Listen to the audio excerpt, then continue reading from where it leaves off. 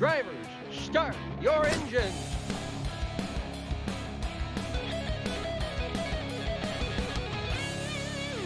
Welcome everybody, Texas Motor Speedway tonight for the Multi-League Stone River Outfitters Cup Series. Another great race on hand tonight at the 1.5 mile High Banks No Limits Racing at Texas. This is round number 1 of the, first race of the round number 12 in the playoff series here in the Stone River Outfitters Cup Series. My name, of course, Scott Patton, joined in the booth with Ken Huber out in Montana. How's the weather this time of year, Ken? Is it starting to cool down a little bit?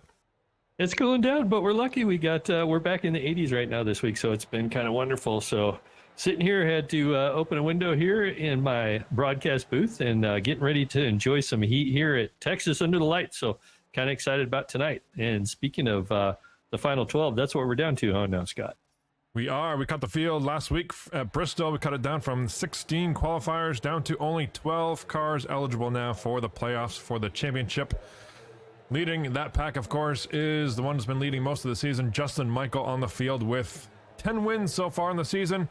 But granted, he missed 1 week a couple weeks ago, but hard on his heels has got to be Jeff Merck with 3 in a row here in the playoffs. He's been turning it on when it counts the most this last 3 weeks here. Yeah, we were discussing that earlier tonight, Scott. Jeffrey Merck has won all 3 playoff races.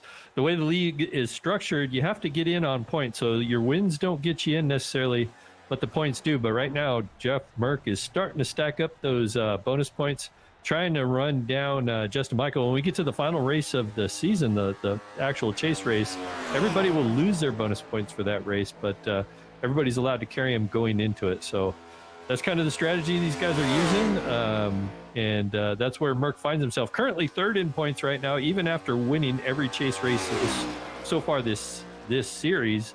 We're getting ready to start a new round of 3 here at Texas. So your top 3 are Justin Michael, Wesley Holland, and Jeff Merck. That it is. Speaking of Jeff, we're looking at Jeff Gilmore in the 57 Miller car. Kind of a throwback car from the Darlington week, but looks like he's on the board. P3, look at that for Jeff Gilmore. 30.061. Great run for him. I'm sure he's hoping it sticks there, at least in the top 5 with 2 minutes and 20 seconds left here in qualifying. What have you seen, anything noteworthy that you've seen in practice so far, Ken? Looks like these cars are a little bit more tricky to handle than we've seen in the past at other tracks. Yeah, I was hearing from some of the drivers and crews. They were saying maybe it was getting a little loose. It was eating up the right rear on a long run, that sort of thing. And I imagine, the aero, once you get behind the car, I've seen a couple cars closing up on the back of others, and it seemed that was loosening those guys up. So something to watch out for. And as you know, Scott, turn 1 is kind of always a tight turn, kind of a bear to get through here at Texas now with the reconfig, but we'll see what these guys got for it. Jeff Merck puts it up there in the 3rd spot, 29.999. Justin Michael, for that matter, improved on his second lap. He had a 30. I don't remember exactly what it was, but it was a 30-something. He's down to a 29.937 for the provisional poll right now. Michael Milfeld Jr. has got to be, it's going to be a frustrating week for Michael. Missing the playoff cut in the round of 12 by 1 point last week at Bristol, when he ran into that late issue in the race, having damage on the left front. Wheel wouldn't turn and kind of put him down for the count there in the remaining of that race, and ultimately ending his playoff run here. Yeah, well, as long as having a good season, well, there's 2 things, I guess. You need to have a good season. The second thing is you need some lady luck on your side. And Mike didn't get that on that last race this season, so that was unfortunate for his chase hopes. But a good run for him. I know he was smiling on Wednesday when I spoke to him. He was still kind of happy with his performance. So, hats off to Mike. Would like to see him in the playoffs, but that allowed other people to transfer in. I think, what was it, Vernon Margheim, I think just barely transferred in because of Mike Melfeld, if I remember right. Yes, that is correct. I believe that is correct. Top 12. Do you have a quick rundown, Ken, of not necessarily the points, but exactly who the top 12 drivers are right now as we advance here?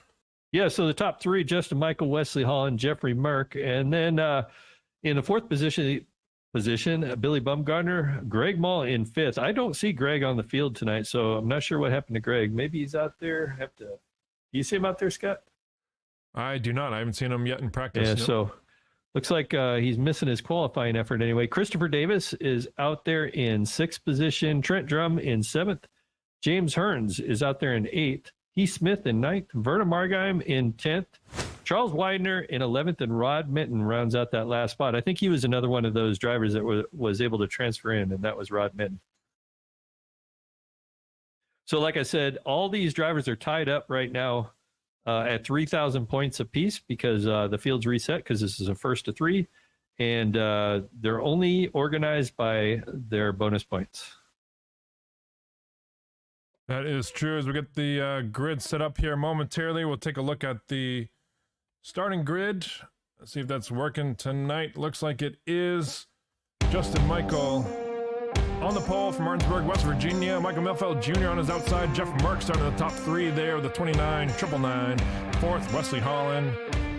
Running up top 5, Charles Widener from Thurman, North Carolina. And Andre Savala. Jeff Gilmore we talked about. Nice solid top 10 starting spot for him. Rod Minton, Jack Watts, and Matt Rodoloso in a new paint scheme running up to top 10. It's going to be a best top 10 there, Scott. So in 11th, the 88 car of Christopher Howe. In 12th, I'm sorry, Heath Smith. In 13th, Verna Margheim. In 14th will be Christopher Davis, hails out of Canada. Josh R. Scott gets that 15th position. In 16th is Calvin Miller in the 20 car. Brad Ream in the 61 will start 17th. The remainder of these cars did not take a qualifying lap, and that will start off with Billy Bumgarner in the 8 car. He starts in the 18th position. Trent Drum will start in 19th. And James Hearns at 78 Purple Machine will start in 20th.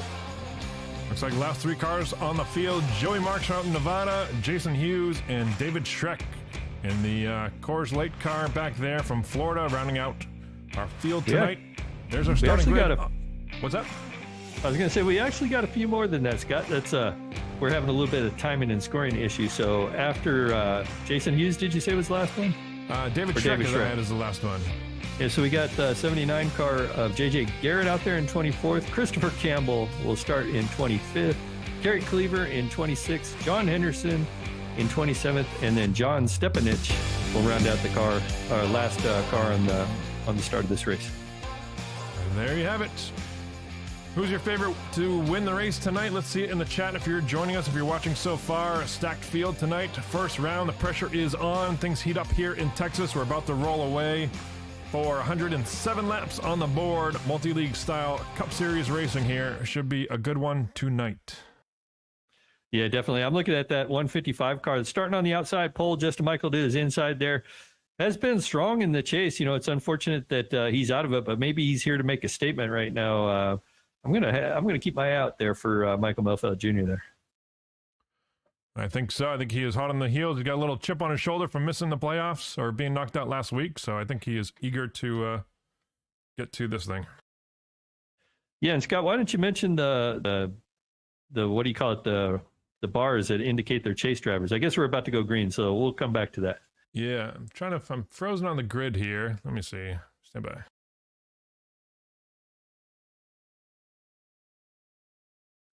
All right, pace car's in. And there's the restart zone, and Justin Michael is away, gets on that throttle. Michael Melfeld to his outside, gets a good start. We'll be able to tuck in behind him if he does there. Wesley Holland following him through there. Wesley Holland goes down to 3rd on the inside, and just behind them, Jeffrey Merck falls back to 4th from the 3rd starting position. And now you're seeing Wesley Holland going to the inside of Michael Melfeld Jr., trying to take that 2nd position away. And it looks like Jeffrey Merck is going to try to follow in that turn 3 right there. Now we're back up to it. I apologize, everybody. Looks like Justin Michael to pit road. Maybe black flag, I think. Black flag for the start there. I apologize to all the viewers out there for missing the start, but we are back on track here, live here in Texas. Lap number 2 on the board. Wesley Holland leading this thing side by side back here for about 5th spot. Looks like Rod Minton on the inside of Charles Widener off of turn 2. Some nice, clean, close racing here. Jeff Gilmore trying to make up some spots from his 7th spot there, doing a great job.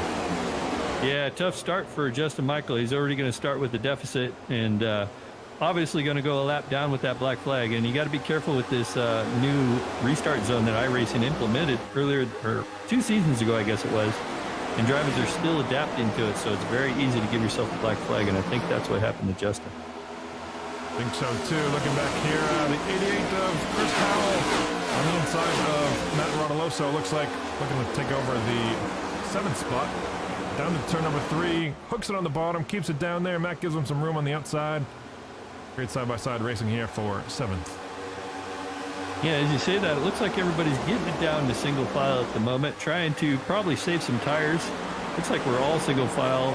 Just looking back there behind, it looks like, let's say that was the 33, Vernon Margheim. He was under pressure there, but that cleaned itself out really quick, too. Yeah, that was Heath Smith putting pressure on Vernon Margheim just ahead of them.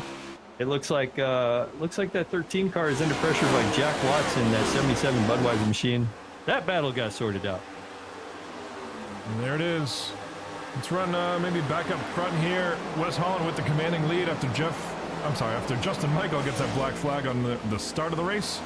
Jeff Mark, this should be a really interesting battle. And, whoa, back here, almost 3-4 wide with Michael Milfeld Jr., Rod Minton, Jeff Gilmore on the inside looking to pick up spots still. Christopher Howell as well. Great battle back here, things heating up. That was caused by the 95 of Charles Weiner. He got down on the apron just a little bit, and that car got loose, and he had to check up, and that caused everybody to stack up there. That it did. Let's talk about a couple cool things we have going in the Cup Series.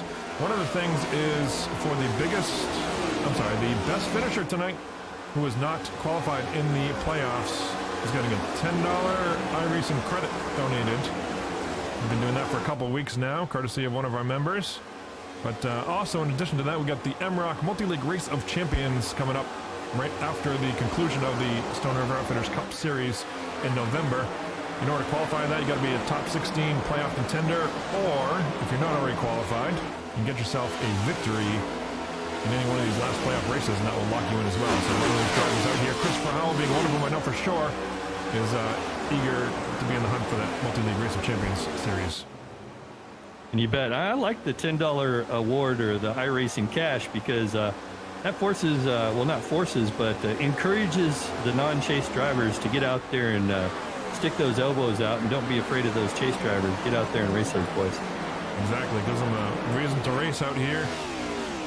Back up front, 0.4 of a second separate your leaders. Wes Holland with Jeff Mark. I think Jeff may be reeling him in ever so slightly, trying to take his time, show some discipline here at Texas, which I'm sure is a track that's going to be brutal on the tires. As you mentioned, the pre-race, it sounds like drivers are saying the cars are getting a bit loose as the tires continue to warm up throughout the tire run here. So I'm just keeping a battle here on the 95 here of Charles Widener. We got a crash out here somewhere. Yeah, it's like JJ Garrett is around on the front stretch there, trying to get it righted. We'll take a look at what happened in just a second. Dave Schreck finds his way through there just fine with no damage. Tough break early on for JJ Garrett. They don't call him Mr. Excitement for nothing. Yeah. It looks like he got into maybe the 32 as well. It looks like the 32 was involved in that somehow. Yeah, Josh R. Scott there is on the outside. That's the green and black car. JJ Garrett is on the inside. Looks like they made contact just before the start-finish line. And can watch what happens from Josh R. Scott's, the rear of his car there, as they both make contact. Josh R. Scott makes a couple 360s. JJ Garrett does the same, get caught up in the wall. Looks like James Hearns on the inside just barely scrapes through. Kerry Cleaver as well. Does a great job by all those drivers avoiding a bigger catastrophe. So strategy here, we're waiting to see if the leaders are going to head to pit lane. I will mention that Justin Michael, he's the only car lap down, so you know what that means. Lucky dog, sign him up. Justin Michael, assuming he wasn't involved in that wreck, I believe he was not, so he should receive the lucky dog with no big issues. Wes Holland leading them down pit road. Everybody's coming down for fresh rubber here, lap 10 on the board. Well, it looks like Rod Minton and Matt Rodoloso stayed out, it looks like it. Yep. So I don't know if that's to lead a lap. I guess we're in the chase, so that doesn't matter anymore unless you're just trying. Well, Rod Minton is in the chase, so I believe he is. Interesting strategy. And he's got Christopher Davis back there as well. Those are your top three that stayed out. And here comes Justin Michael to get his lap back. And got Dave Schreck out there as well, now in that fourth position, who also must not have pitted. There's a great shot down pit road. Everybody dropping the jacks, getting on the hammer, and off of pit road safely under the speed limit. You see the banners, nice shot of the red banners on the windshield there, indicating your playoff contenders. Has a red rear spoiler as well, so you can see them from the backside, and the red on the front of the splitter there. Billy Bumgarner's car, you can see it there. And yeah, so let's talk about the cars that stayed out there. Ken, you mentioned, Rod Mitten, Matt Rodoloso, Christopher Davis, and David Schreck. Like those four cars. Be interesting if they come by this time. But I was going to mention, Jeffrey Merck, he came into the pits, I think, in second, and he's out first, so he gained a spot. However, Wes Holland came in first, and he's back there like in, well, I guess it would be about 10th now, but actually by all those that pitted, probably in 6th.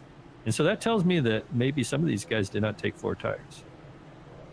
That is true. I think that would be a pretty accurate statement. Looks like a pit times. Jeff Mark with a 5.0. That screams to me 2 tires only. Charles Widener, 5.4. Jeff Gilmore, 6 second. Jack Watts, 5 second. And Andre Savala, 5.6 seconds.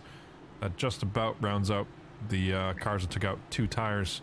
Wesley Holland, of course, losing those spots, like you mentioned, did take 4 tires with a 14.7 stop. So Dave Schreck did come into the pits that time by, so the other 3 stayed out. So we're going to have Rod Minton, Christopher Davis, and Matt Rodoloso up there on old tires, and then a whole host of cars on 2 tires behind them, and then behind all those people will be 4 tire changes. So a great way to mix up the field. For sure. No, awesome job for these guys. Using a little pit strategy to their favor. Get some TV time. And why don't we talk with, I don't know, Rod Mitten maybe from down in the Bad Apple, guys. What's your thought here, Rod? Were you expecting more cars to stay out on the pit road for you in this cycle? Yeah, I was kind of hoping some more guys would come down, but it is what it is. Made my bed. Sounds good. You got Matt Rodoloso there on the outside and Christopher Davis also, who did not pit. But what's your thinking for this long-term race? Have you seen anything with the tire wear during practice? Do these cars tend to get a little bit loose after the tires warm up, or is it pretty stable the entire run? Yeah, so far what I've seen, they'll loosen up probably here in about 5 or 10 more laps of running. It'll be pretty loose, but I'm just trying to save my stuff. I really wanted to save that set of tires down to the nitty-gritty. I was kind of thinking more people have the same idea, so we'll see how it plays out. It'll work for somebody. That's true. It's a good point. We only got 5 sets of tires here. Could be a long race tonight. If it's anything like the actual Cup race last night, could be in for a long night of cautions. But good luck out there as we go 1 to green. We're going to stack them up. Good luck on the restart and watch those jumps. Looks like Justin Michael got caught early. I'm sure he's going to be looking to come through the field. But good luck out there, Rod, and we'll be watching this restart for you. Thanks, Scott. There you hear it from Rod Mitten starting on the inside here, lap number 13. Should have asked him if he was in his lawn chair tonight. Oh, that's right. Good call. Yeah, forgot to ask him. But he's doing well, so he must be on the lawn chair and a laptop. Hey, anyway, the top 6 out there is Rod Mitten. He's going to start on the inside of Matt Rodoloso. Christopher Davis on the inside of Jeffrey Merck, who starts in 4th, 3rd, and 3rd, respectively. And then on the inside in 5th is Charles Widener in that 95 Lowe's machine. And on his outside is last week's $10 winner, Jeff Gilmore. And we got a shout out from Senior Wes Holland saying good evening, and good evening to you, sir. We do. We also got from Bandit Captain, that's Chris out there saying tough start for Justin, but the caution gets him back on the lead lap. You are correct. Here we are, Justin back on the lead lap. You can see him back there in the Beretta Toyota Camry. Got a lot of cars to pass, but I'm sure he is up for the task as we are now off of turn 4. I'm going to catch the start for you from the flag stand. Full grandstand tonight here at Texas. Lap number 14 going on the board. Let's go racing. Here we go. Rod Mitten leading him down to the start finish line. Great jump here. Yeah, and I was going to mention how the way the Geico restart zone is set up now.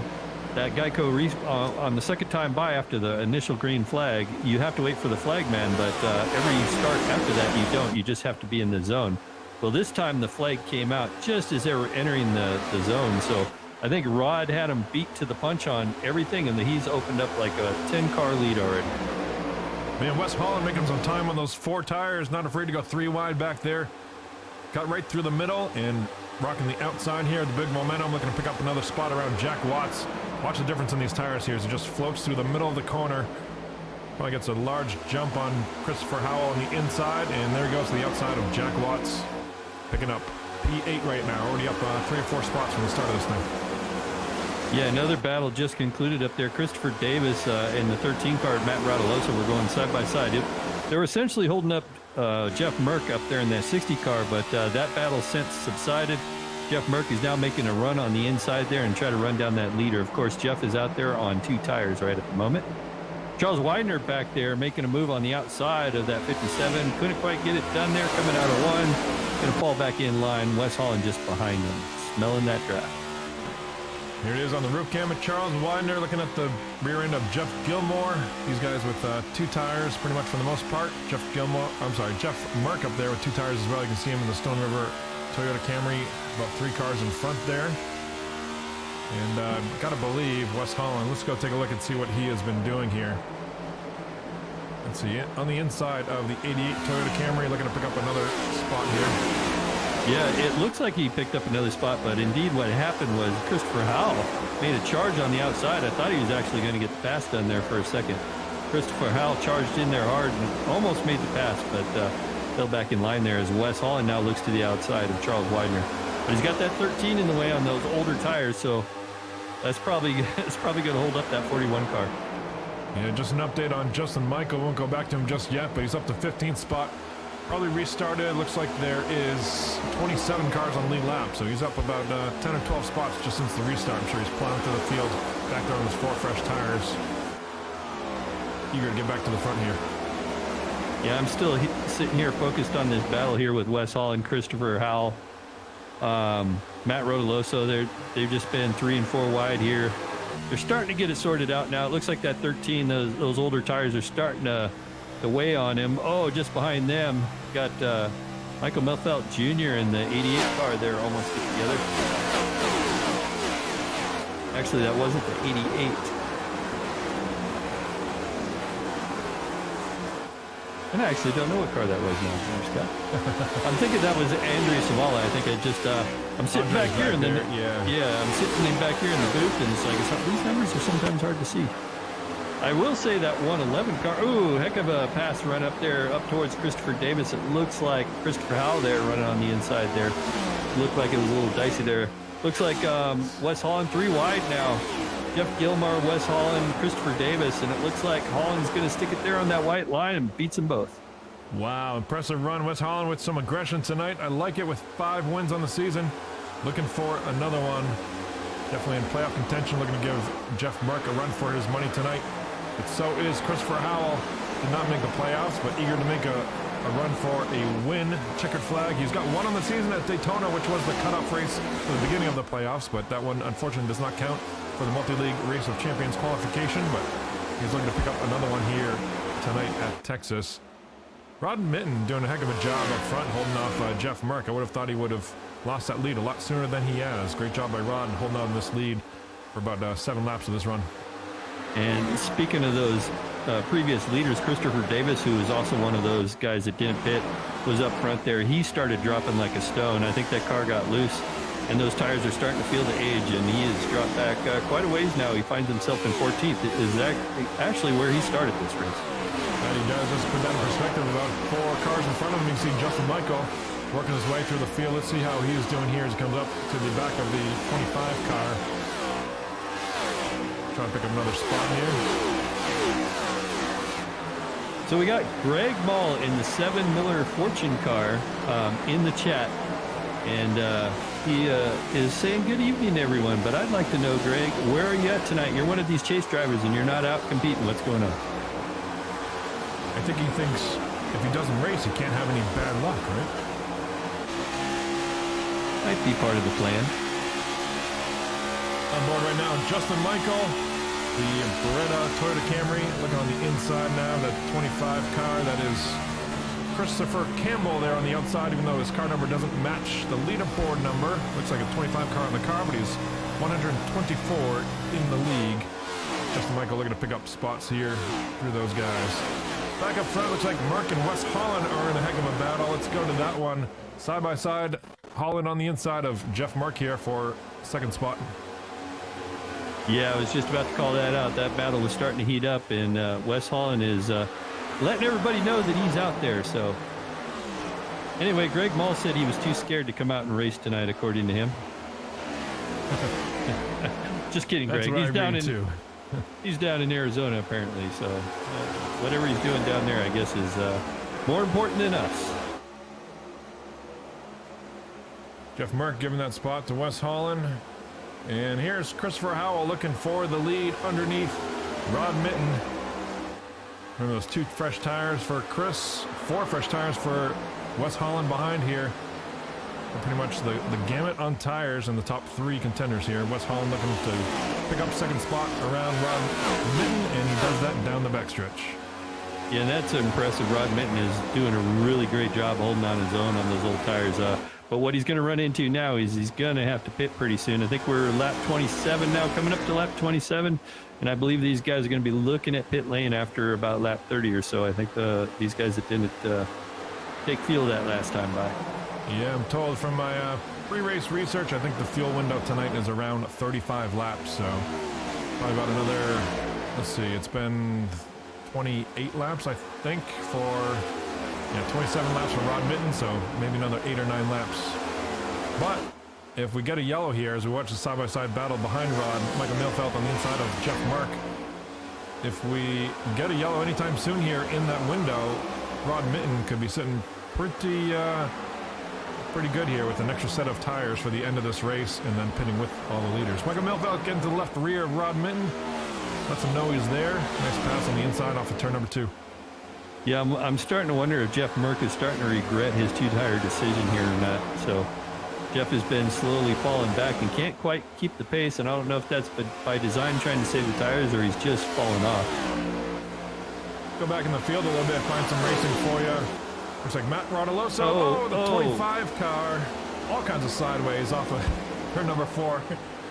Maybe we do have something with jinxing driver skill. Great minds think alike, because I started looking back there too, and that was about the time I seen that car going sideways. And I don't know how that he did that in front of everybody in the tri-oval, and everybody came out unscathed. I don't know how. But. There's Vernon Margheim looking to the inside right now. We're on top of the Haney Manufacturing, CDC Waterworks, Chevy ZL1 of Vernon. 25 car still trying to find his traction on the bottom side off of turn number 4. They did say that cars tend to start getting looser after about 5-10 laps, I guess, and he's showing it. Anyway, Justin Michael gains another position just past Charles Widener for the 6th position. So Justin Michael is moving back up towards the front. So that's a car that a lot of these drivers don't want to see closing in their rear view. Exactly. There it is. You can see him off turn number 2. You can see quite a few, or turn number 4 rather. Quite a few of these cars a little bit sideways off of turn number 4 there. Kind of interesting. Yeah, you got to make sure your wheel's open before you really get the throttle down, I think is what the problem is. So it's really easy to think that the car is going to turn, but then, I'm just watching some more shenanigans going there in the tri-oval there. Go back in the field here. JJ Garrett's still on the track. Usually has a lot of computer problems after a big wreck like that, but it looks like computer's running healthy tonight. From Kingstown, Indiana. Hold on to it, JJ. Hold on to it. It's only grass, man. Hold on to it. I swear you can't script this any better. We're still green. The caution is out. Wall hard, and yellow flag is out here. JJ, don't watch the broadcast while you're racing. I think that's the problem. You know who's, if there's one car out there happy to see this one, you know who that is, right? Oh, yeah. I think there's a couple drivers actually there, Scott. Not to mention Justin Michael, but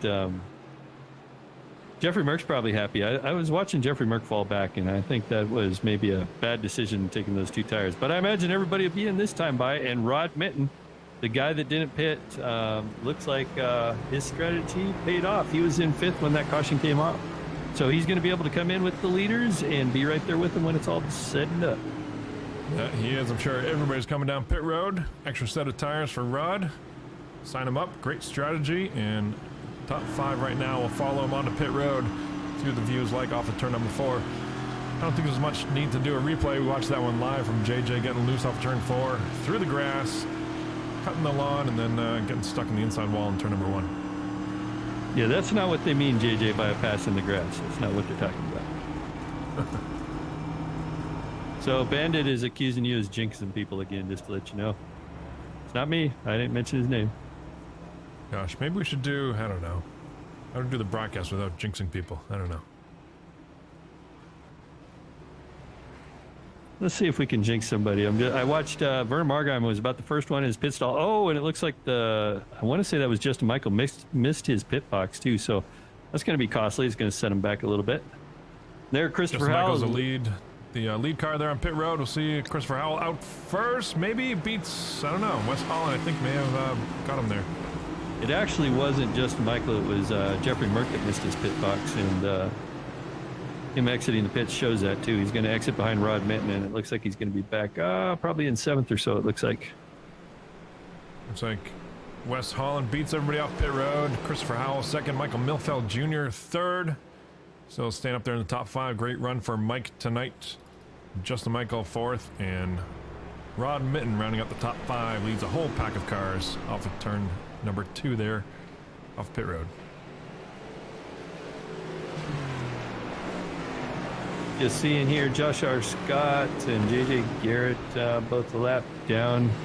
I don't know if they parked it. I don't see either one of those on the track, so they might be done for the night. Maybe too much damage there. I see Josh R. Scott. I'm showing him as one lap down, and he's still on the track, yeah. The car that is not on the track anymore is JJ Garrett. His computer problems probably finally kicked in for him after that wreck in turn number 1.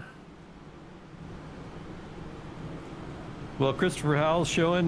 Christopher Howell's got 1 win on the season, and he's showing just how he got it there too. Kind of having a really good night tonight. We don't usually talk too much about Christopher Howell. Sometimes he's up front, but a lot of times not so much. And he's up there battling Wes Holland right now, having a pretty good run. He's got Justin Michael though back there in 4th. Michael Melfelt Jr. also having a great night. In 5th, it looks like Vernon Margheim kind of having a quiet night. And then Rod Minton, of course, got saved by that caution. He's going to be out there on fresh tires, so maybe he can show these boys that he's got something as well. I've got Christopher Howell for you, Ken, if you want to talk to Chris a little bit here in the 1111 Toyota Camry running second. Hey, Chris, you got Ken and Scott in the booth. Hey, how's your race going tonight? It's going pretty good so far. Let's hope I can keep it up front. Fingers crossed. So you got 1 win on the season, so what's kind of your strategy here at Texas, if you can tell us your little secret? Full throttle. No, yeah, just send it every corner. No. You got to be on the brakes, trail braking into 1.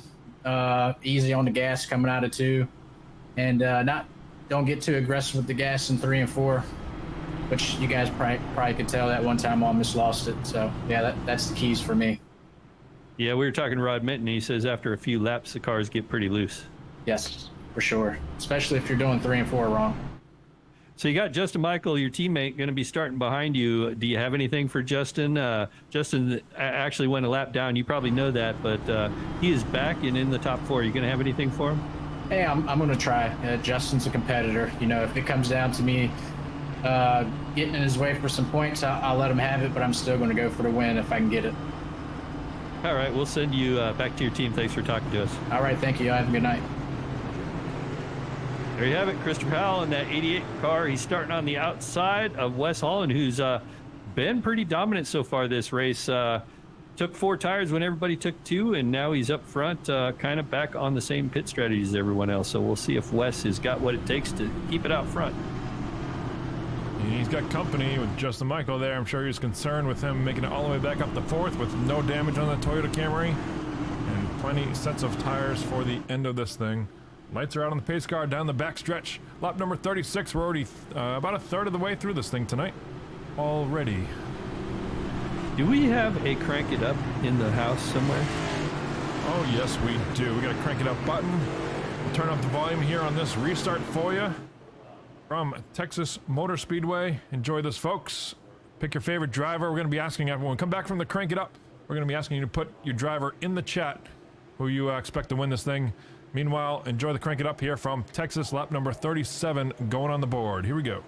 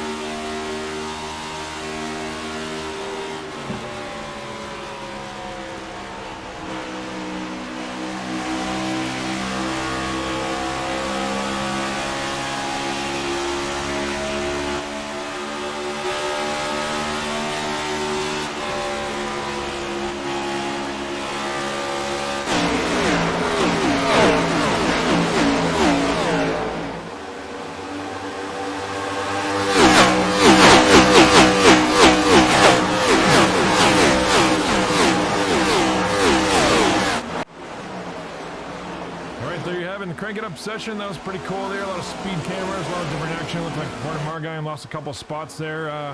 Maybe getting a little bit loose in the corners, but we also saw a great battle up here with Justin Michael and Jeff Mark. Jeff Mark getting the better of that battle right now, but looking on the backside of Christopher Howell now for third spot here.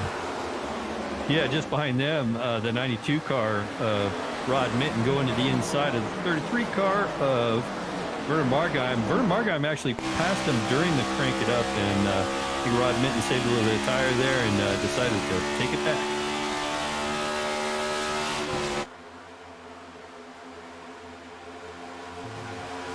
Every Yeah, it single looks like- file out here, pretty much through the top 10 at least. It looks like all the way through the field here, pretty much all single file, although the last two cars looks like they're about to duke it out. Oh no, I'm further back in the field, so. Here we got one. Christopher Davis on the outside of, who is that? Chris Campbell. Chris Campbell picks up that spot off of turn number 2. Jason Hughes back here. I haven't talked much about him in the last couple races, but I think he missed a race or two, but welcome back, Jason. Don't talk about him too much. He might pull a JJ Garrett.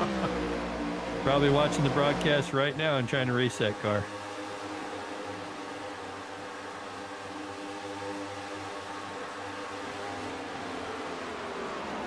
Back up front, not a whole lot of changes. 95 still putting pressure on the 33 car of Vernon Margine there, and that's Charles Widener in that silver Lowe's machine. Just behind him is that 13 car, Matt Rodoloso, trying to get the job. Oh, up front we got side by side. It looks like Wes Holland. Jeffrey Mark gets by Wes Holland. Inside there, clears him in turn number 1. New leader, Jeff Mark in the 60 Stone River Outfitters Toyota Camry. Michael Melfeld Jr. looking to follow suit. Not sure if he can quite get to the back bumper of Wesley Holland this lap. Well, Merck's back in a position that he's enjoyed all chase season so far. Like we mentioned at the top of the show, Jeffrey Merck winning all 3 of the first chase races, kind of in dominant fashion, and now he's back up here leading Texas. You know what? Jeff is putting in the time for these races, and he said, you know, none of those other races mattered. It's when you get to the playoffs, and I guess he's right. That he is. I think he got all his mistakes out early in the season. As you hear him just let off the gas a little bit there off turn number 2, gets a little bit loose, or a little bit tight rather, I think was headed towards the wall, and Wes Holland comes right back to his bumper. Yeah, and the teammate in that 88 car, Christopher Howell, just got by the 155 of Michael Melfeld Jr. Now, Michael Melfeld starting to fall victim to Rod Minton looking to the inside there as they go through the tri-oval and into 1. So getting into 1 here, Scott, is kind of an interesting corner since of the reconfiguration. You kind of got to ease. You got to ease into this corner a lot more than what you had to do in the past. Almost at the, at the start-finish line, you ease into that corner to save those tires. If you run into that corner really hard, you just chew up those tires. Yeah, I always had a problem with this new Texas configuration because we'll show it from maybe Rod Minton's cockpit cam here as he goes in turn 1, but the corner's just so wide now because they extended that apron to the bottom, so it's almost blind in the sense that it's really hard to get an idea of where the apex of the corner is because the track is so wide here, and then it flattens out to the backstretch. Yeah, it's a very deceptive corner. It's something I actually learned how to race here with watching the real guys on TV because I was like, wow, they're backing up the corner a lot. I think it was, who was it? I'm trying to think. Kevin Harvick, that's who I was watching. He dominated one of the races when they first did the reconfiguration. I was like, how is he doing that? He was backing off. Basically at the start-finish line, letting the car just roll into 1. Back in front looks like Wes Holland putting some heat on Jeff Mark, letting him know that he is not running away with this thing just yet. Not losing any ground here to the leader, Christopher Howell, staying there in the top 3, making a great run on that 1111 Toyota Camry. Yeah, and looked like Wes Holland got a little loose there. Might have clipped the apron, but like I said, holding strong behind Jeffrey Merck. I'm just back here looking through the field here. Pretty much all single file at the moment. I'm actually looking at the 6 car, John Stepanich, who's leading another pack of cars all the way back here in 16th position. They're having their own battle here with the one of Heath Smith. Heath Smith is somebody that had been running up front, so I'm surprised to see him that far back. The 61 car just behind them gets loose, has to check up. Brad Ream. Now a bunch of cars are passing him. You see the 58 of Jason Hughes going underneath that 61 car. as the 61 is trying to gather the momentum back up in that thing, and it looks like he's going to pass him back by on the outside here. Go for a closer look at that Brad Ream car. That's kind of a cool Independence U.S. theme. Looks like a Independence Day themed paint job there with the bald eagle on the front. Very cool. Yeah, very cool. And Jason Hughes says, nope, you can't have that spot. I took it from you. I'm going to keep it. And Jason Hughes back up front. 20 car now of Calvin Miller looking on the inside of that 61 car. Great battle back here. This is for the 19th spot. 19th and 20th here with Calvin Miller looking on the inside. It might be 19th, but it's the best battle on the track right now. Calvin Miller tonight as high as 10th spot, and right now running in 20th. Back up front, no real changes. Wes Holland basically hanging tight in the arrow of that 60 car, seeing who is going to manage their tires the best as they go into 1 and 2 here. Christopher Howell in that third position, that 88 car, still holding strong as well. We had an interview with him, and he says he's just going to put the power down. It looks like the 60 car got loose, allowing Wes Holland up on the outside on the road that he's going to be able to take him here in 2 and 3. We'll see. We're on top of the spotter stand right now. Wes Holland, you see him get a little loose there off turn 4. Stays on the gas. They make contact. Wes Holland with some right front damage. Christopher Howell looking to take advantage to the lead. Jeff Merck through the grass. And I'm hearing on the radio Jeff Merck saying that he got loose and it's on him. Wow, big change of events here up front. No caution for this one. Yeah, and I believe Christopher Howell just got into the right rear Jeffrey Merck too when Jeff checked up there on the tri-oval. So I believe that both those cars got a little bit of damage from that. Let's try to get a close look maybe of Christopher Howell up front. I don't think he has no visible damage that I can see, at least on the left side. It's hard to see the right side of the car, but I don't see any crinkle at all on the right front of that 1111 sharp-looking Toyota Camry. Yeah, well, that was a close call. Wes Holland really loose again, going back to that third position. Oh, it looks like Rod Minton got loose too. It looks like, and then Michael Melfeld Jr. actually got loose enough to get in the wall. So looks like everybody got loose. So these cars are really getting to be a handful, it looks like, at the moment. It's 21 laps on the board. I don't think we saw many of these leaders run this deep in a tire run yet. Guys like Rod Minton had some experience on that first tire run. And now we look at Michael Milfeld still having problems, probably with the right front down. I got to imagine probably coming to pit road here shortly this time around. But these guys, we haven't seen them run this deep in a green flag run just yet, so that may be the problem as these tires heat up that we talked about, getting looser and looser as they continue to build heat and slide around this mile-and-a-half track. Yeah, Michael Milfeld Jr. is headed to pit lane. I believe that car's got quite a bit of damage. I think it got loose, and then when he corrected, it just corrected up into the wall. Hats off to Wesley Holland, though, keeping his composure and keeping positions for the most part up here in the third. Not giving up yet with some right front damage. Right back at it with Jeff Mark as he tries to pass him once again here. We'll see what happens off turn number 4. Greg Ball is betting the 87 is going to make it on field, or try to make it on field, but I don't think so. I think, what do we come in on, lap 37 or something like that, Scott? 36, we took the green flag.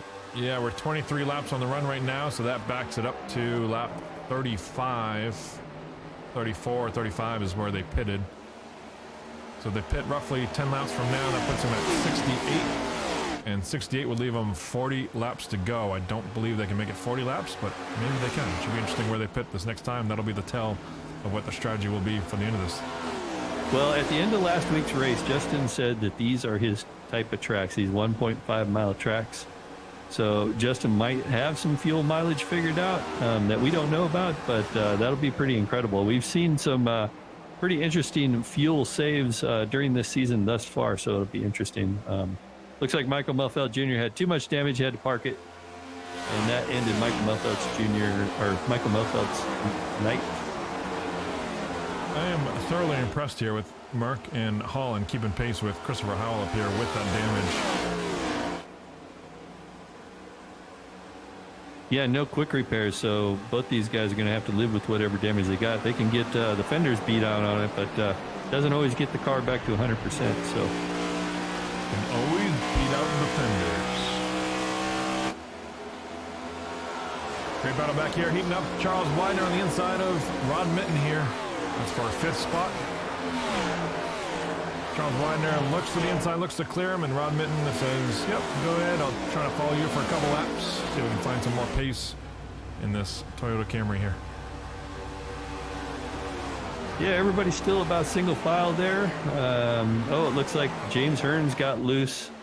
Drove through a little bit of the grass there, got it saved, and is back running strong. Oh, we got our setup. Yeah, pitting this time by. We'll go on board with Merck, see what he does for pit road entry. And this is 27 laps on his tires. It seems a little bit short to me, but it's kind of interesting. Yeah, I think he's thinking short pit, split that in half. Well, 46 to go. Well, that is weird. Maybe he's thinking pit now and then about split the next one in half, right? About 23 or so laps on a run for the next couple runs. Yeah, possibly. It is an interesting strategy. Looking back up at his teammate there, Christopher Howell in that 88 car, seeing going to go by again. Wes Holland just behind him, and Justin Michael is starting to come into that picture now that Justin Michael is in the top 3. So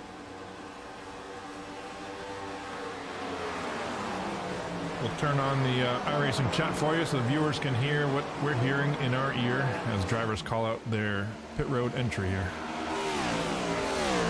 yeah, it looks like we've got the 78 and the 38 on pit lane, as well as 77 to Jack Watts. 58 of Smoke and 69 cars also on pit lane. Christopher Howell coming in this time. He comes off of turn number 4, makes his entry. See all the cars there on pit road.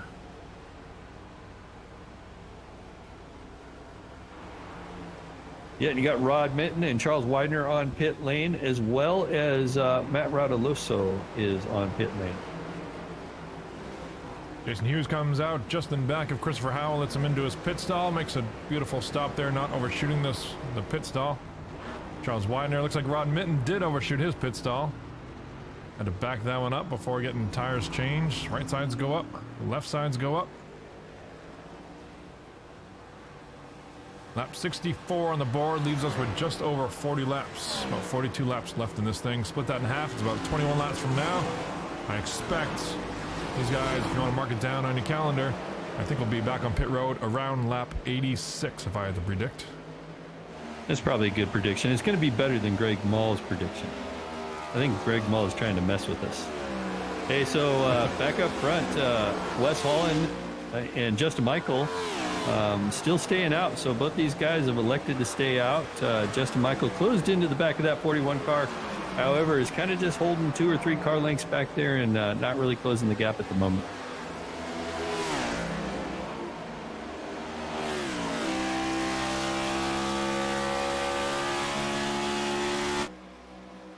I wonder if they're hoping for a caution so they can put the rest of the field a lap down. We only got 10 cars on the lead lap, but a lot of these guys are starting to pit. So we got John Stepanich on pit lane, Billy Bumgarner on pit lane. And it looks like the 9 car of David Schreck is now exiting pit lane. Lots of action there on pit road. That brings us down to, at the most, 7 cars on the lead lap. Justin Michael here running in running in second, trying to track down the leader, Wes Holland here. I look at the side of Wes Holland's car there, and he's got that sub sandwich at, what is that? Is that the sub place? Jimmy John's. Jimmy Yes. John's, that's what it is. But that round circle on the side of that looks like a tire mark. Oh yeah, I can see that. Like the logo, the black logo. Yeah, the black logo on the side. I keep thinking he's been rubbing fenders with other people. He has been with Jeffrey Merck, I guess. So these guys are handling the loose conditions on these older tires just fine. I wonder if these tires stabilize after they go through a cycle, and now that they're on old tires, that the car is quite not the handful it was. I don't know. I'm not out there driving. Yeah, I was just looking at Wes Holland's steering inputs here. Watch him through turn 1 and 2, just how smooth he is. That kind of tells me that that car is pretty under control as he's coming to pit road this time. Coming low off of turn number 2, headed for pit road. Lets Jeff Merck fly by there on the outside on fresh tires. Yeah, when people start racing their way back on the lead lap, it's time to come in. So there, Justin Michael is now going to inherit the lead coming by this time. So Justin Michael, your new leader, went a lap down right at the beginning of this race and now is leading. Vernon Margheim on pit road just behind Wes Holland. Did a great pit road entry there, gaining several car lengths on Wes Holland. And this car is so difficult to break. You contend with the older cars, you can come on the pit lane super hard, but these, if you try that same braking point, you'll usually end up overshooting and coming in hot and getting a black flag. So it does take a little bit more mastery with the brake pedal, getting these things on the pit lane. Lap 71 on the board. We are well past halfway in this thing. Pit strategy once again for, I want to say, about the third week in a row comes into play here. Multi-league Stone River Outfitters Cup Series. Should be interesting how this thing plays out. Justin Michael ducking down low in the backstretch.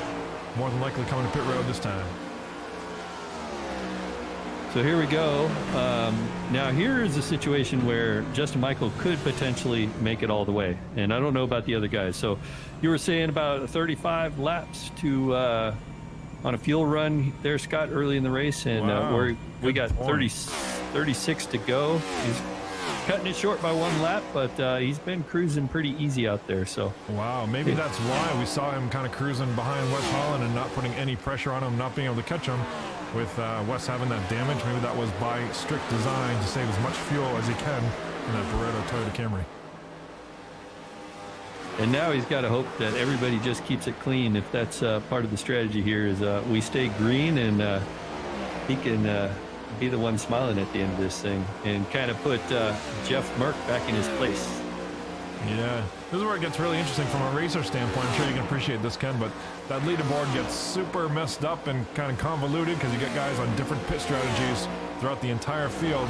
Not to mention Justin Michael kind of on his own pit strategy. I think he's probably the only one that's making it this far in the race as far as making it to the end of this thing on just that last pit stop. So intervals are going to get kind of messy here, and guys are going to be running a whole lot faster than other guys on older tires, and then you got Justin Michael there on new tires, but going to be probably cruising to save more fuel. So should be quite interesting. We'll try to paint the picture as best we can here throughout the leaderboard for you.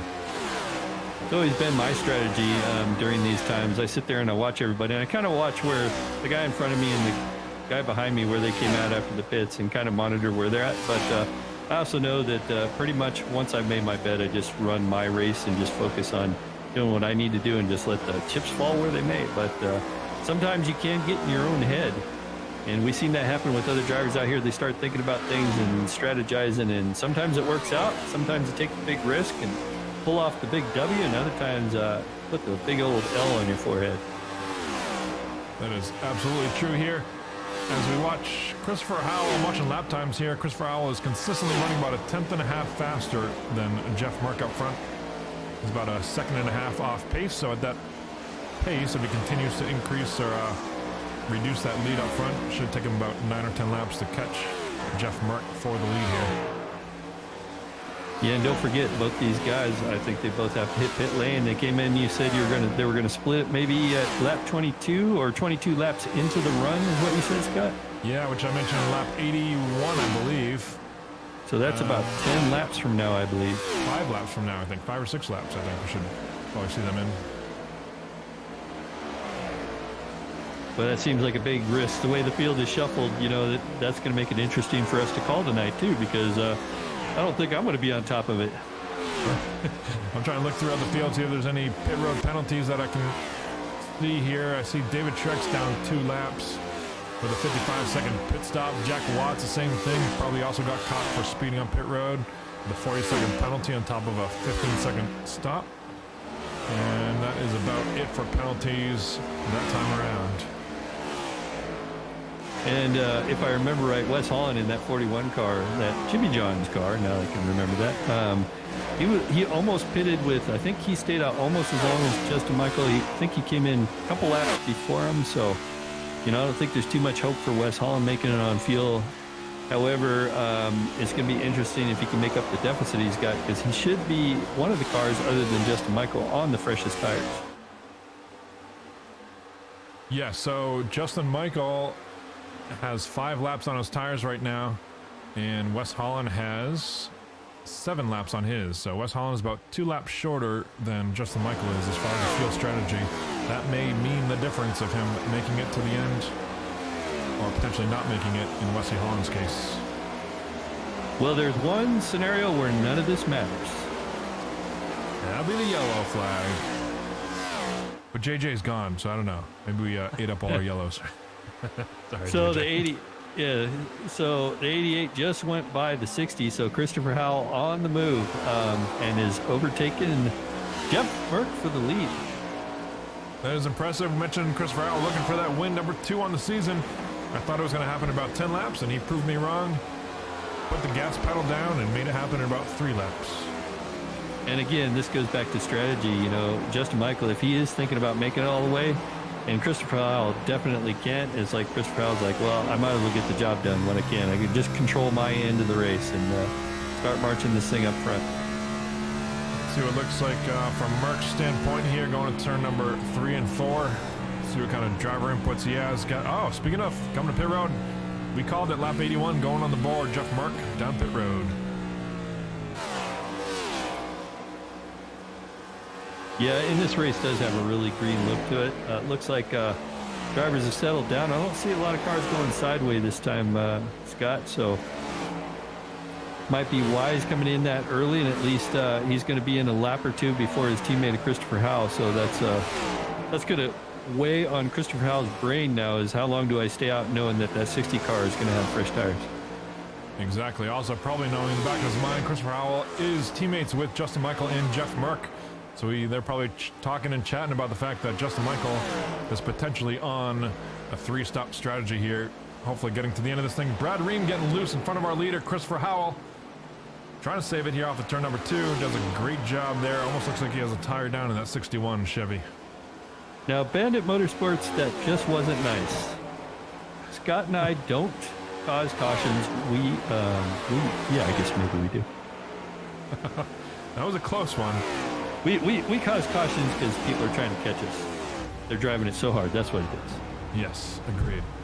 I'm almost tempted to not roll the camera through the field here because I don't want to jinx somebody else, but we'll see what's happening back in the pack here. Wes Holland back here. We're looking at him currently in 4th. 5.7 seconds off the lead of Christopher Howell. Well, the Wendy's car is on pit lane, I guess, to get that square hamburger and get some 4 tires on that thing. Christopher Davis getting the tires and fuel, and that's probably going to be his final stop of the night, I would assume. Greg Mall says, can confirm. That's probably having to do with the comment about Bandit talking about the fuel strategy, I would assume, to the end of this thing. Let's check where Justin Michael is in the pack. Running in 7th in the middle of turn 1 and 2 there. Last time around, he ran a 31.4, which was 0.2 faster than Christopher Howell. Well, our leader's on pit lane. That's Christopher Howell. He almost, and I hope he didn't get a speeding penalty, but kind of locked up the rears on that thing just at the cones there, and the car was sideways in pit lane, but got it woed up, it looks like, and now hitting his pit crew, ready for service. And there it is. This is one of those times when you got to be super disciplined, kind of use this pit stop time to reset your mind. Know that you're going to come out here and Jeff Mark's going to have a huge interval on you out front, but you got to just stay disciplined, run your lap times as smooth and controlled and consistent as you possibly can, and let the time tick down on the leaderboard and hopefully catch him by the end of this thing.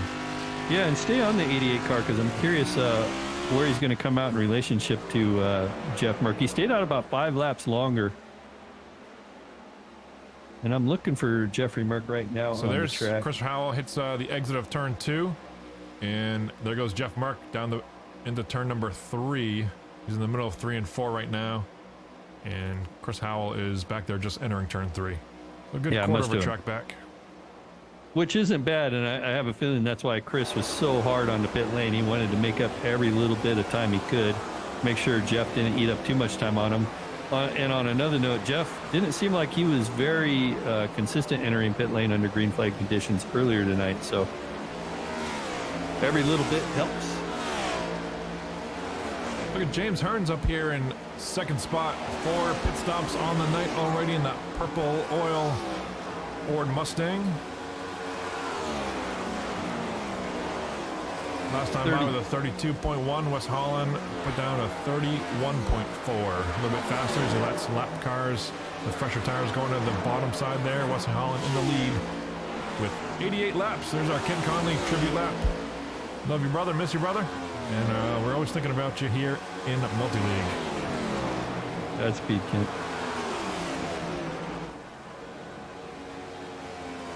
Wes Holland headed pit lane, trying to get that car woed up down on the apron right now. Get this thing slowed down to, I guess it's 55 miles an hour before he hits the cone, so the leader is giving up the lead. Out in Colorado Springs, started 4th tonight, gives up the lead like you said. Now it starts to get interesting because we've got Justin Michael regaining the lead here. And he is potentially out here saving fuel and running this thing to the end as we wind down to about 18 laps left on the night. Yeah, and he's got a battle behind him there, that 111 car, which I'm happy to see that I can finally see your car there, John Henderson, where I can read that 111 clearly. Oh, and just behind them, James Hearns off in the grass, but I think he's going to get that car saved. Hopefully, we'll stay green.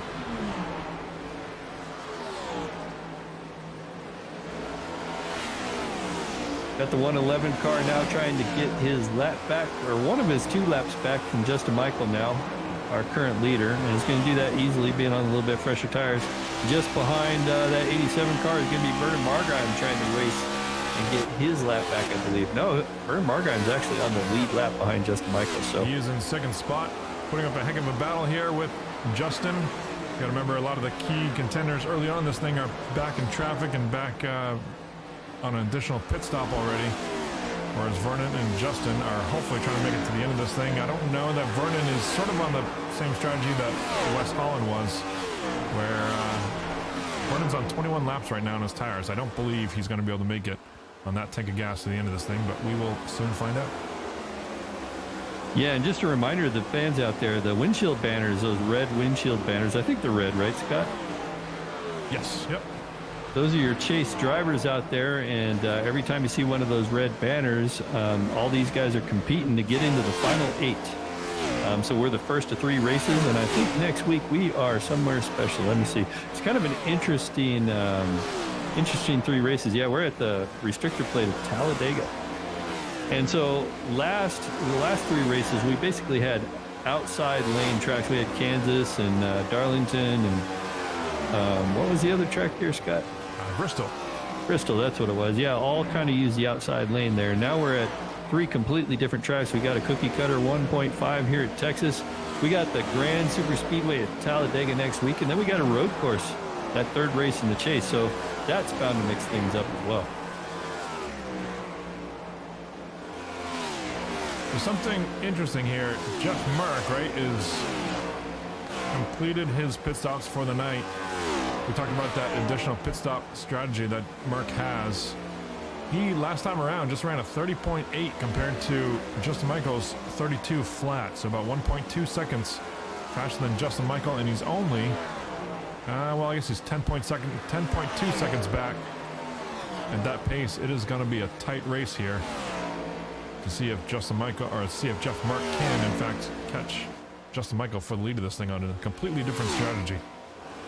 Well, Scott, it sounds like you passed your calculus class back in the day. I remember doing these numbers while I'm driving back in the day when I used to drive. And oh, yeah, I still do them. You need to grab that rig and get back to it. I do, because I am out of practice because my brain hurts after doing that.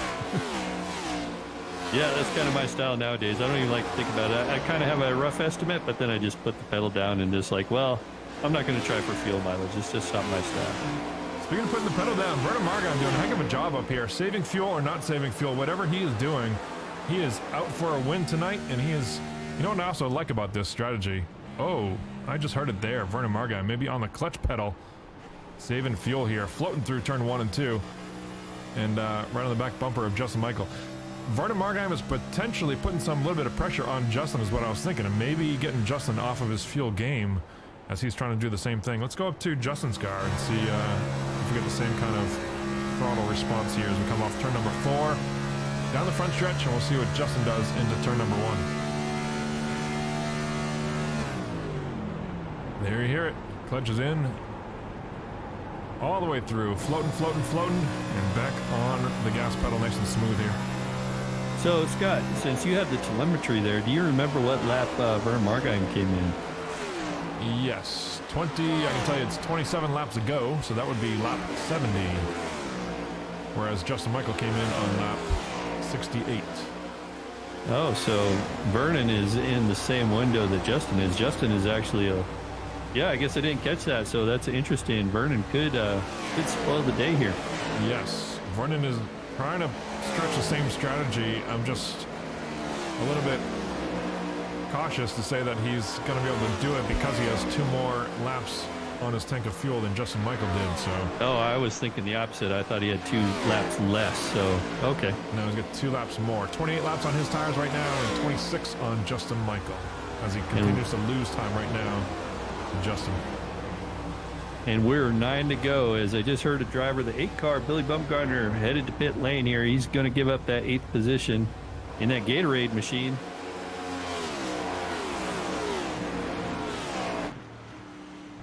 And we see him at... Sorry about that, Scott. No, coming to pit road, Billy Bumgarner. We painted that Gatorade car, sharp-looking car for him a couple weeks ago. For what will be his final stop, unless we have a green-white checker. But I don't know. So far, I'm not going to call out a green-white checker, man. These guys are doing a great job tonight. They have been, pretty much the second half of this season, Scott. We had one really ugly race. I don't remember what track that was, but guys have really showed that they got the skills to get the job done nowadays. I think everybody's gotten used to the car and seeing a lot of clean racing more often than not. Yes, absolutely. These guys are doing a great job out here in multi-league. Jeff Mark here, currently running in 3rd. 9 seconds, correction, yes, 9.5 seconds off the lead. Looks like that has kind of stabilized to some extent. Maybe gained about a second or so in the last few laps, but certainly does not have this kind of speed it's going to take to track down Justin Michael before the end of this thing. Yeah, and Justin Michael is actually starting to stretch that lead out over that 33 car of Vernon Margine. So Justin Michael, I don't know if he's decided he can make it now and is not saving as much gas, but starting to pull away from that 33. You know what I found? This may be the case with Justin. I found a lot of times when I was racing that I would save fuel and kind of using the clutch like these guys are as a tool to do that. And what I found was a lot of times you save so much tire doing that you end up halfway to the last half of the run, the tire run, you end up actually running faster laps than the guys behind you who have been racing their butt off, like Merck, kind of using up those tires because he has nothing to lose. But kind of interesting how the tides turn on the second half of a tire run when you're saving like this.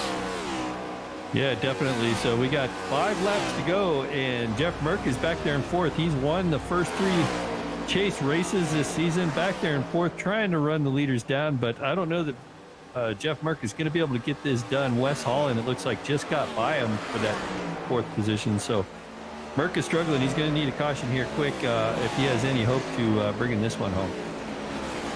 We've got to keep our eye up front on Vernon Margine as he has his teammate Andres Savalas behind him there. Similar paint schemes, sharp-looking cars. Andre is not on the lead lap. We'll see where Andre is. In 12th right now, 1 lap down.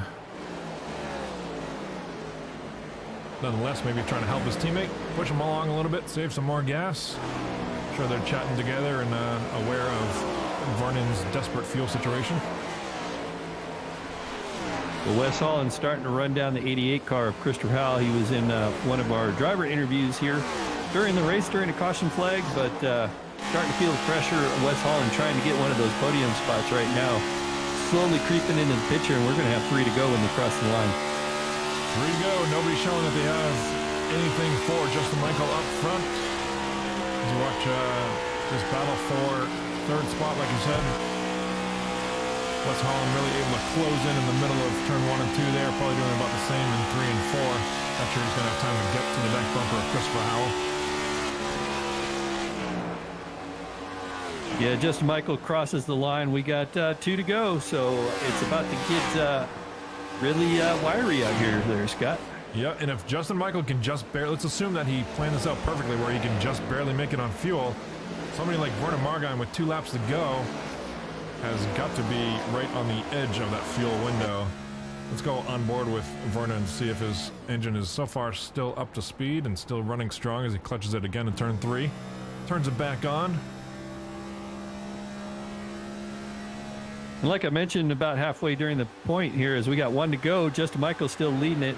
Vernon Margine kind of raced his way back into this chase, so having a really good night so far, so he's hoping not to run out of fuel. Absolutely. Let's go on board real quick with Justin Michael on this last lap. Last time down the back straightaway. He's probably thinking if he can just get through the middle of 3 and 4, he's not even clutching anymore, so he's got to have a lot of confidence that he does have what it takes to bring this Toyota Camry Beretta car across the finish line in the playoffs for win number 11 on the season. There goes Vernon across the finish line in 2nd, and Christopher Howell coming here in 3rd. Great job by these guys. Wes Holland crosses in 4th. Jeffrey Merck rounds out your top 5. And Jeffrey Merck finally gets defeated in the chase, although I wouldn't call 5th place being defeated. Charles Widener gets 6th. Rod Mitten 7th. Matt Rodoloso 8th. Good run for him. Heath Smith in 9th. And Christopher Davis wraps out all your lead lap cars for the night. 10 cars on lead lap on a great race. Saw a lot of fuel strategy, a little bit of action, a little mowing of the grass early this evening. And here goes Justin Michael to burn him down on the front stretch. See all those win stickers on the car there on the post? There he goes. Folks, burning him down on the front stretch. Win number 11, Scott. Does that beat your record from last season? I was afraid you'd bring that up. Yes, it does. Oh, man. I'll pour another one for you tonight. Thanks. All right, we'll get things queued up here. We've got some interviews coming. And Greg Mall says in the chat that, Ken, you called it on fuel mileage. Justin Michael with a perfect strategy here. Win number 11. Great job planning that one out. Let's see who we got to talk to. Justin Michael, Vernon Margine, and Christopher Howell. Let's get them up in the room, and we will be back momentarily to talk to our top finishers from tonight.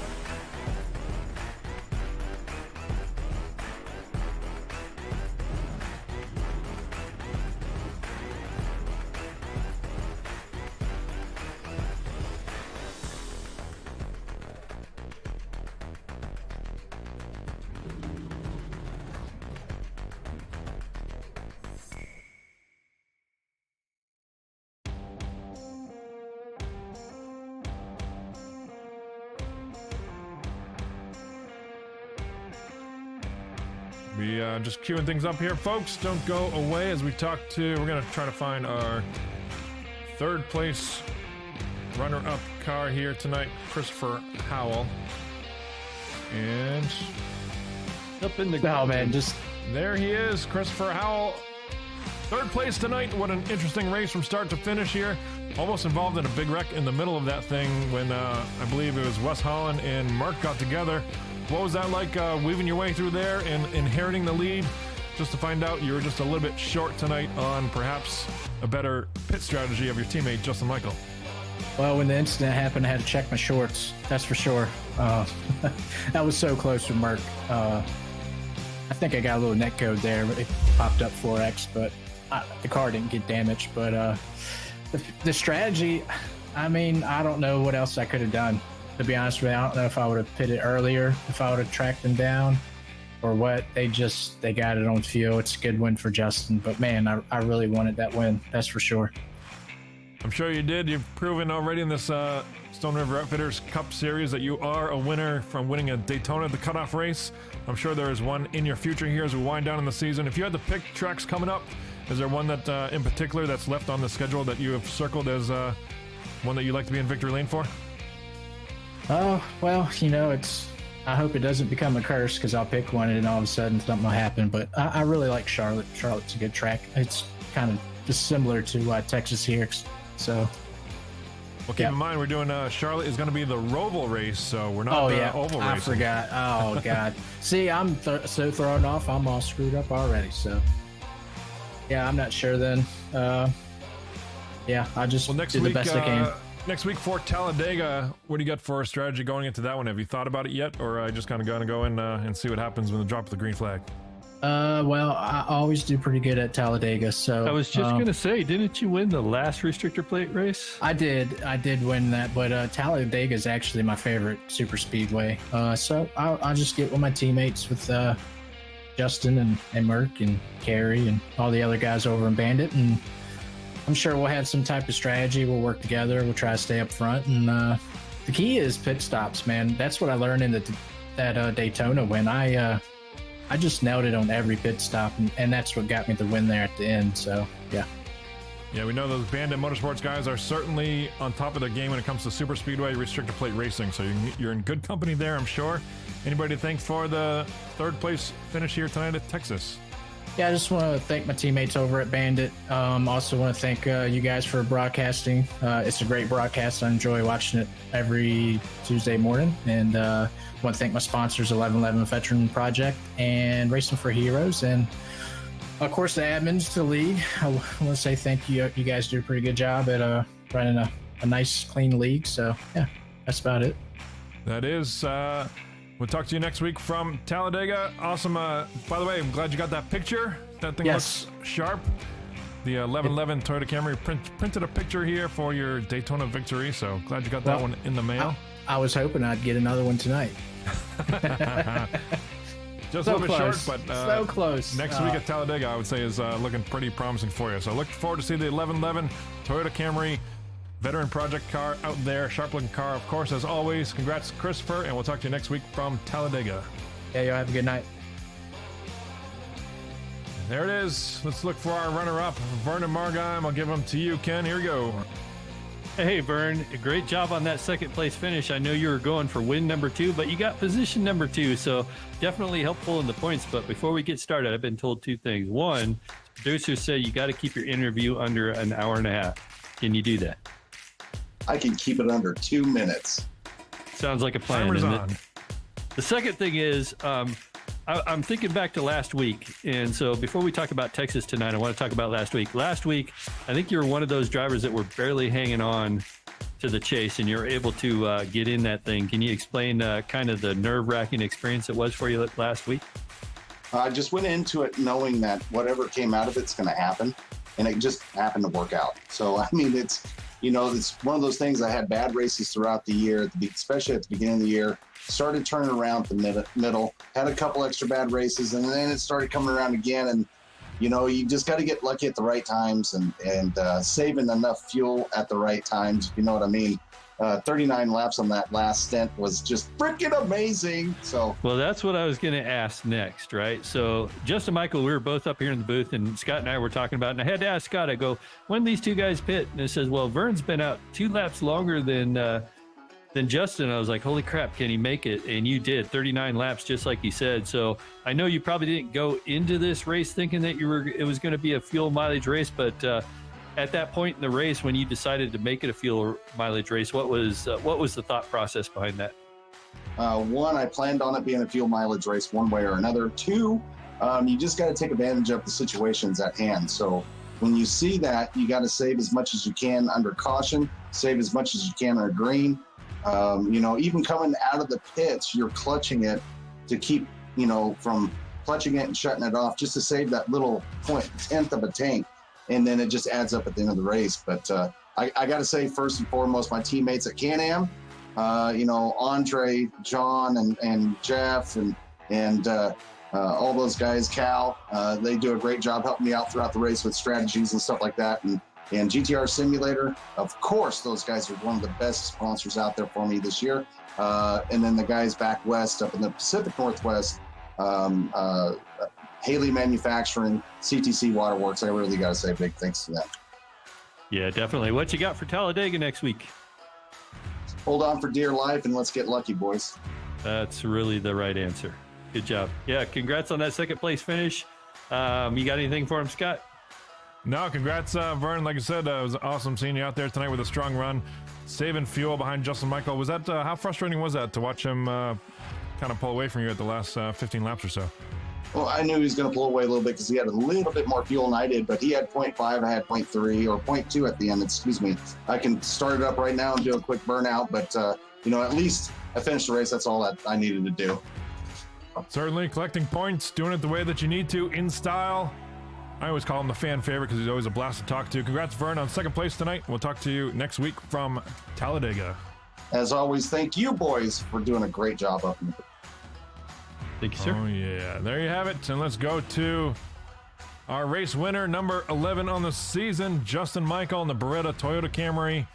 Heck of a job out there. You were the one on the lone strategy. Well, we thought you were the one on the lone strategy, but turns out Vernon Margheim pitted 2 laps prior to you and also made it to the end there. But were you nervous about Vernon potentially hanging on your bumper there, saving fuel, and thinking that he might have had something for you 10 to go, or are you pretty confident in finishing this thing up? I don't know. I didn't think he was going to make it. I really didn't, because when I looked up, I pitted 2 laps after him, but then he had to save 38 laps, which I did first run, so we kind of swapped strategies there. So with like 10 to go, I just for 2 laps, I just sent it just to see what happened, and I really pulled away from him, so I just slowed back down again, knowing that I had that extra back there just in case I needed it.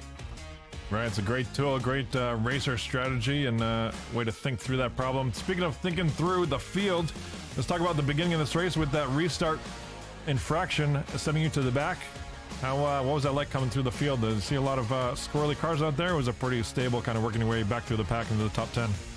Yeah, we'll chalk that up to a brain fade there. I was trying to time it just right, and I don't know, I caught something out of the corner of my eye, and I just nailed the gas just a split second, but it happens. But that caution really helped us out a lot there on lap 9 or whatever it was. But yeah, there was a lot of swirly cars out there. If you push this car hard early, it really got loose on you there towards the end of the run, which I even found out too, because I was hot lapping there going through the field, and so we learned a lot that run and made changes, and that's what really helped us there late in the race. Yeah, it looked like a lot of cars had that same strategy early on. We saw a lot of squirrely cars, and then things kind of settled down for the last third of this thing, maybe the last half of the race. Things kind of single filed out, guys on different pit strategies. So, of course, you with the best one out there, and Merck put up a heck of a battle. He was trying to catch you there on a different strategy, but looks like his tires leveled out there with about a 10-second gap behind you there. We thought maybe he could get you with running about second faster lap times, but that leveled out pretty quick there. So nice job saving fuel, saving tires, as you always do, putting the race together from start to finish. From the Bandit Motorsports camp, what do you got next week at Talladega? Oh, Talladega's a crapshoot, but I'm sure we'll work some team strategy out this week, and we won't tell you what it is, so you don't tell anybody. But I won't tell anybody. I will. We'll figure something out, and hopefully we can break away from the field and pull away, and we'll get maybe a solid top 5 for everybody. It's not like we haven't seen that before, Scott, huh? Oh yeah, Bandit guys certainly know what's going on when it comes to the super speedway. Christopher Howell now joining that camp. Of course, we talked about his win at Daytona at the cutoff race, so he is well adverse when it comes to victories and how to strategize at the big super speedway. So looking forward to seeing what the Bandit camp can do there. We'll try to cover all the action here, of course, on the Multi-League Racing Network. Congrats, Justin. Anybody to thank for win number 11 on the season? Just everybody out there watching. Hopefully it was a good show for him, and you guys call good races always. Kim puts on a great leg, and you out there for Patent Paints for painting an awesome car and put you to work. Add some more win stickers to it. I guess I'm going back to work here, so we'll try to make some more room on that post for you for number 11. Congrats, and we'll talk to you next week from Talladega, Justin. Thanks, guys. What do you think, Ken? Closing up Texas here. Really liked it. Nice, clean race. Very respectful night. Guys actually handled a really ill-handling car about halfway through the runs really well. So glad to see. It was a good one to call. Kind of looking forward to Talladega. Kind of half looking forward to it. Let me put it that way. I'm looking forward to it. Let's see if we can continue these green flag runs in multi-league Stone River Outfitters Cup Series. We've had a couple of fantastic races here the last 3, 4, 5 weeks, it seems. So it looks like we're going to close out this season strong. I'm looking forward to it as we hit the high banks of Talladega, and then we're on to your style, Ken, road racing at Charlotte. That was one of my favorites. I always circled on the calendar. Yeah, definitely. Charlotte Roval is always a fun track, and manhandling these cars around that place ought to be a lot of fun. And I'll certainly enjoy calling that race with you. Certainly, as I'm just going to breeze through the unofficial results here. Talk about Charlie Widener, I should say, from Thurman, North Carolina in 6th, Rod Mitten 7th, Matt Rodoloso 8th, Christopher Davis rounding out the top 10. See some other notables here. All these cars a lap down. Jason Hughes having issues tonight. Kerry Cleaver with a top 20 finish. Jack Watts back there in 20th, and these guys finishing a few laps down back there. So that about wraps it up from I was always going to say Talladega. See, I'm already trying to end it for you, Ken. That's probably Texas, how our folks. night's going to go next week. Yeah, right. We're going to be waiting for that one to be over, but looking forward to the excitement. Of course, you can join us here on the Multi-League Racing Network. Same bat time, same bat channel, 8:30 Eastern Time. Thanks for tuning in, everybody. If you enjoyed the show, hit that like button, maybe subscribe. All the historic videos and races are on that channel. If you check it out, they're all there for your viewing pleasure. We'll talk to you next week from Talladega. Have a safe and good week, everybody. Good night, everyone.